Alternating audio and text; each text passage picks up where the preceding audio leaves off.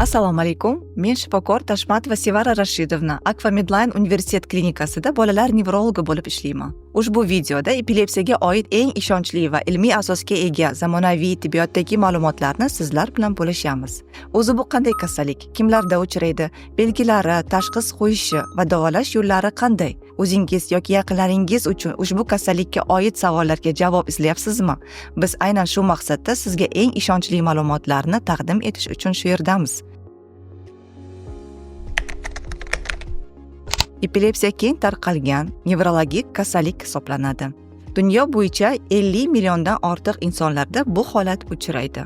Epilepsiya bu bosh miya surunkali kasalligi hisoblanadi va miyadagi noto'g'ri elektr faollik tufayli yuzaga keladi. Tutqanoqlar odamda to'satdan boshlanib, to'satdan tugashi mumkin. Ayrim holatlar titrash, mushaklar tirishishi, hushidan ketish yoki ketmaslik, harakatlar to'xtab qolishi yoki beixtiyor harakatlar bilan kechishi mumkin. Tutqanoqlarning ko'p turlari mavjud bo'lib, ular asosan ikkiga bo'linadi. Fokal, ya'ni miyaning ma'lum bir qismida boshlanadigan va umumiy, ya'ni miyaning barcha qismlarini qamrab oladigan tutqanoqlar.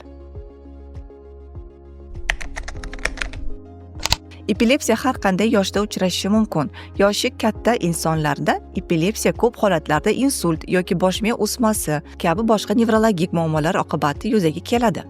Chaqaloqlarda esa tug'ilgandan boshlab kuzatilishi mumkin. Yevropa epilepsiyaga qarshi kurashish assotsiatsiyasining oxirgi ma'lumotlariga ko'ra, epilepsiya kasalligining asosiy sabablari genetik o'zgarishlar, infeksiyalar, miya tuzilishidagi o'zgarishlar, modda almashuvining buzilishiga bog'liq bo'lishi mumkin. Biroq epilepsiya bilan og'rigan insonlarning yarmida aniq sababini bilib bo'lmaydi.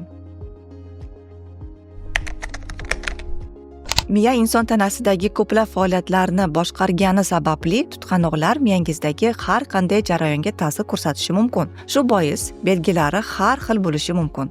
Keling, tutqanoqning asosiy ikki turi haqida gaplashsak. Fokal va umumiy.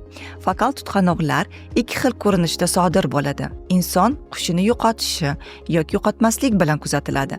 Masalan, hushingiz joyida bo'lgan holatlarda kayfiyatingiz o'zgarishi, hid, tovush yoki ta'm kabi sezgilarda o'zgarishlar. Shuningdek, boshingiz aylanishi, badaningizda jimirlash hissi yoki ko'z oldingizda chaqmoq chaqanday tuyulishi, qo'l yoki oyoqning beixtiyor titrashi. Hushingiz yo'qolganda esa bir joyga tikilib qolishingiz va odatdagidek muloqot qila olmasligingiz mumkin.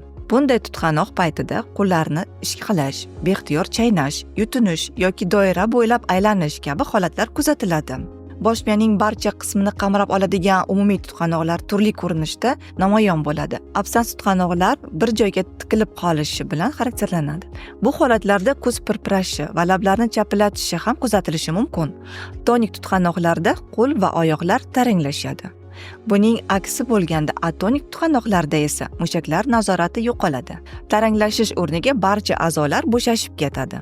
Klonik tutqanoqlar odatda bo'yin, yuz va qo'llarda takroriy titrash harakatlarini keltirib chiqaradi.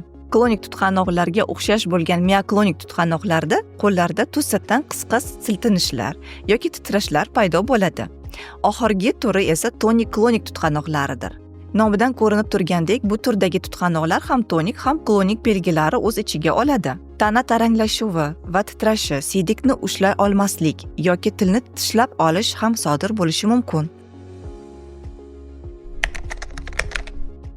Shifokor tutqanoqlarni yaxshiroq tushunishi va ularni aynan epilepsiya sababli yuzaga kelayotganligini tekshirish uchun testlar o'tkazadi. Sababi hamma tutqanoqlar ham epilepsiya bilan bog'liq emas. Masalan, ba'zi bolalarda tana haroratining ko'tarilishi ham tutqanoq xurujlariga sabab bo'lishi mumkin.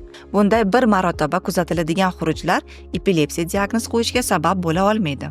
Shunday bo'lsa-da, agar sizda birinchi marta tutqanoqqa o'xshash holat yuz bersa, albatta shifokorga murojaat qiling.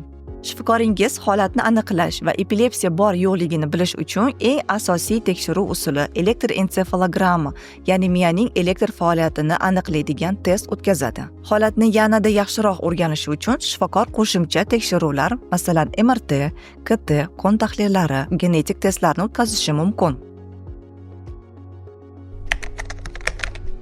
Eng to'g'ri davolash yo'li to'g'ri tashxis qo'yish bilan boshlanadi. Epilepsiyani davolaydigan dori-darmonlar juda ham samarali hisoblanadi. Epilepsiya surunkali kasallik. Shu sababdan davolash jarayoni davomiy bo'lishi zarur. Bemorning shifokor maslahatlariga to'liq amal qilishi bu kasallikni yaxshiroq davolashda asosiy omil hisoblanadi. Biroq, agar dori-darmonlar tutqanoqlarni to'liq bartaraf etishga yordam bermasa, epilepsiyani davolashning jarrohlik va miyaning stimulyatsiyalash kabi boshqa zamonaviy usullari mavjud. Har safar tutqanoq yuz berganda uning vaqti, turi va davomiyligini yozib boring. Bunda dori qabul qilishni unutish, uyqu yetishmasligi, stress darajasining oshishi, haz ko'rishi yoki tutqanoqni keltirib chiqarish mumkin bo'lgan boshqa sabablarni qayd etishni unutmang.